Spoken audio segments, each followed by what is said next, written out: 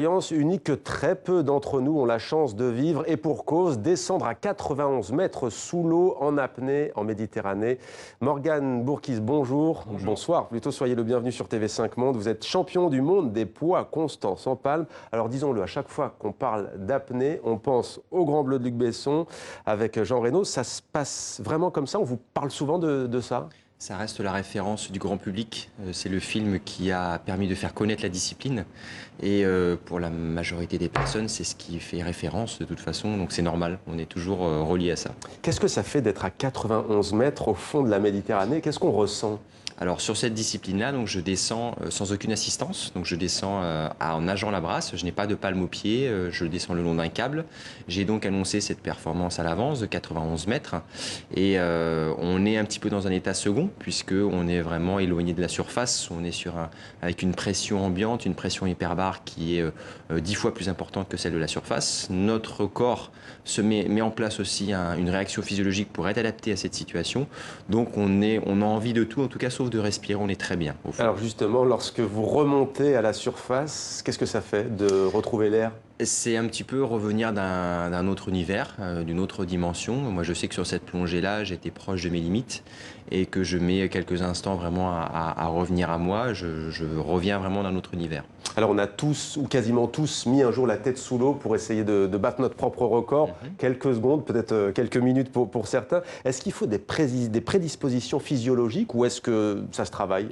Alors certains ont des prédispositions, c'est-à-dire que les personnes qui sont d'un naturel plutôt tranquille, zen, économe, avec un métabolisme basal assez bas, ont des capacités d'apnée assez importantes. Mais après, personnellement, ce n'a pas été forcément mon cas à la base.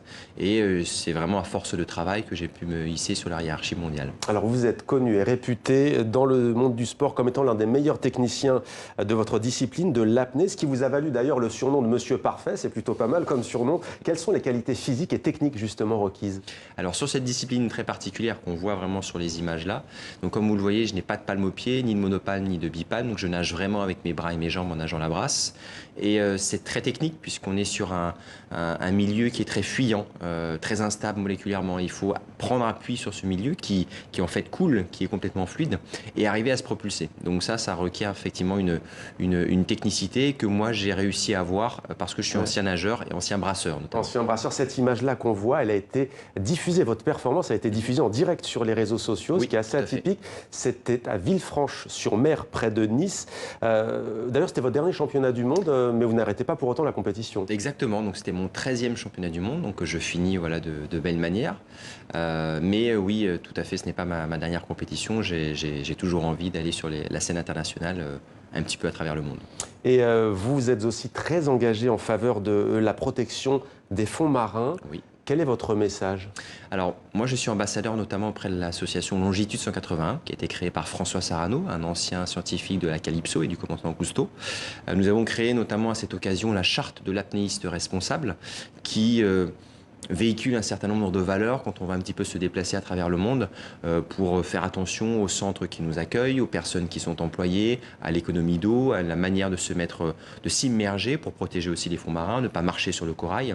Et ce qu'on essaie de transmettre un petit peu, notamment à travers cette charte, mais à travers aussi notre pratique, c'est que la mer n'est pas une piscine géante dans laquelle on va faire notre activité, c'est vraiment un environnement vivant qui est très important pour notre propre vie, notre propre survie aujourd'hui. C'est quoi le plus gros danger selon vous, qui pèse sur les océans et les mers? C'est vraiment la pollution aujourd'hui, et on va dire que malheureusement, il y a plusieurs dangers. Donc c'est la pollution, je viens d'en parler, mais c'est aussi la surpêche, c'est aussi le réchauffement climatique qui est lié à notre activité, on va dire, humaine.